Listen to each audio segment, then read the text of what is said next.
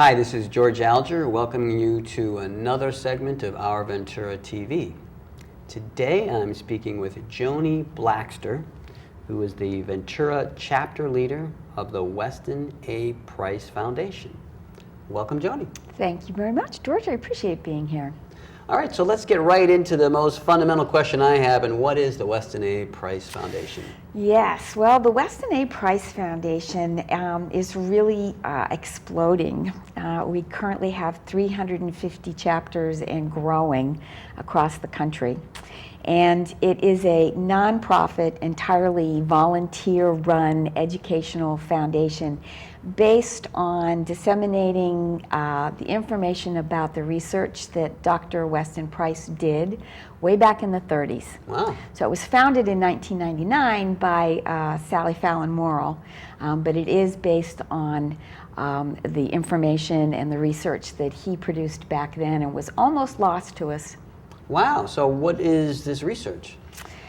It's so fascinating to me because, you know, I've been in the natural foods and products industry for my entire life, basically. And when I came across his research and the book that he wrote, it is so hands-on and made so much of my experience understandable in a way that, you know, when you hear about this clinical study or that, it's so abstract and test tube.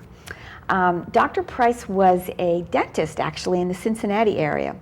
And from about 1900 to about 1930, he was in practice, and his observation was that it seemed as though children's faces were actually getting thinner and thinner, that the middle third of the palate here was shrinking. So consequently, he was seeing more and more crooked teeth and also more and more cavities.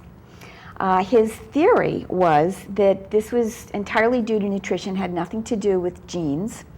So what he decided to do was that in his retirement, he was going to test his theory by traveling the world. He and his intrepid wife, she must have been a pretty gutsy lady, because they really did go all over the world. From his first tribe that he visited was in 1931, and the last one was in 1939. So you can imagine the traveling conditions.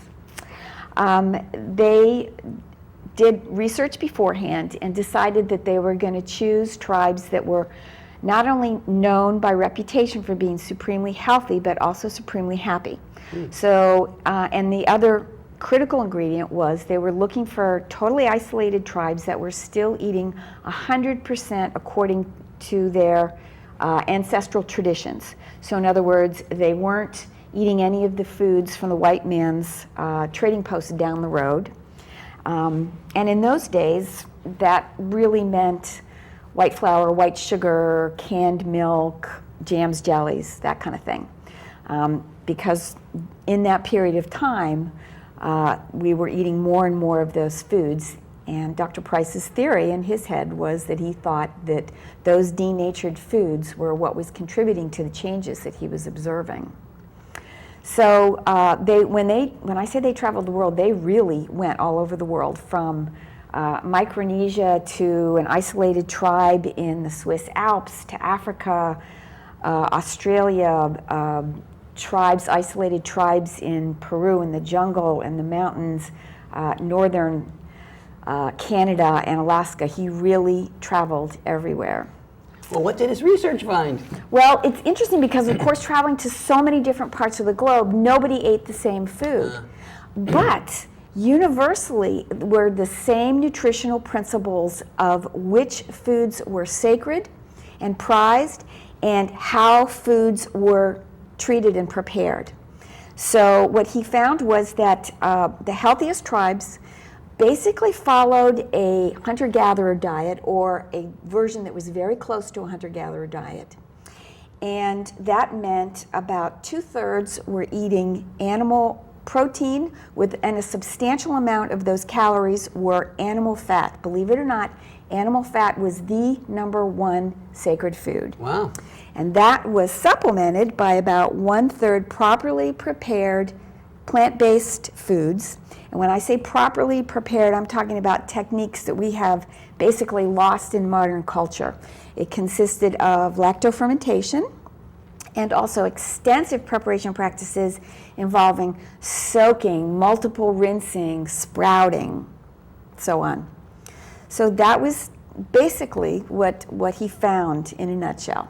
Wow, so that's almost counterintuitive to the whole Western culture. Well, I wouldn't say it was counterintuitive. It's actually, if you think about what our great-grandparents ate, that is the way our great-grandparents ate. But it is a different stance from a lot of what you hear in the media these days. And the other thing that I really appreciate about the Weston Price Foundation is that they are very clinically based, in addition to this hands-on common sense approach that grows out of the actual research that Price did.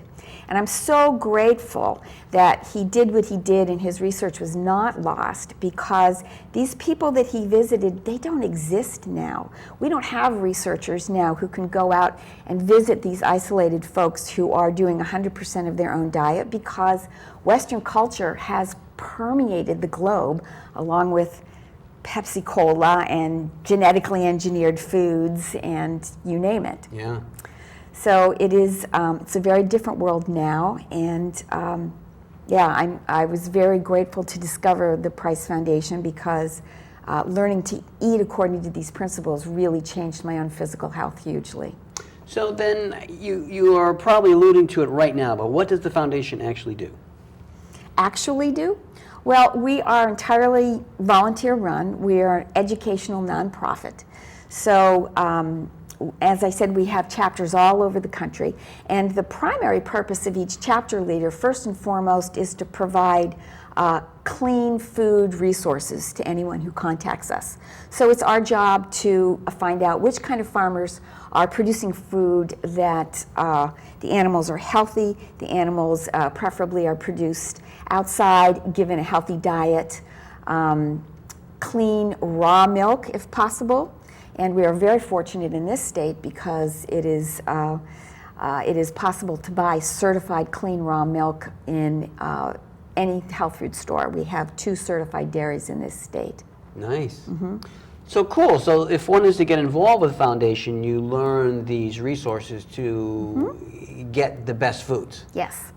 And I also have a newsletter that I produce on a weekly basis because, as you know, I work on a vitamin aisle in a natural food store, and it was my experience that first and foremost what people really need is information. We're such a technology age and people are so busy. So I switched over from a monthly meeting format to a weekly newsletter format, and then in addition I also do quarterly presentations. For example, what's been very popular has been how to prepare lacto-fermented foods in an active demonstration, so people actually do hands-on. I've also been bringing up speakers, and we do those events about once every quarter or so. Nice. Yeah. Good. So then there's an obvious benefit to eating better, and that is better health. But is this actually something that can remedy maladies that people might have? In other words, if there's some kind of symptom that a person is manifesting, would you recommend this for certain symptoms, or it's really just a holistic life choice? Yeah, I am not a doctor, and I do not do any diagnosing. Okay. I am available for people who want to know about what their resources are in their area for good, clean food.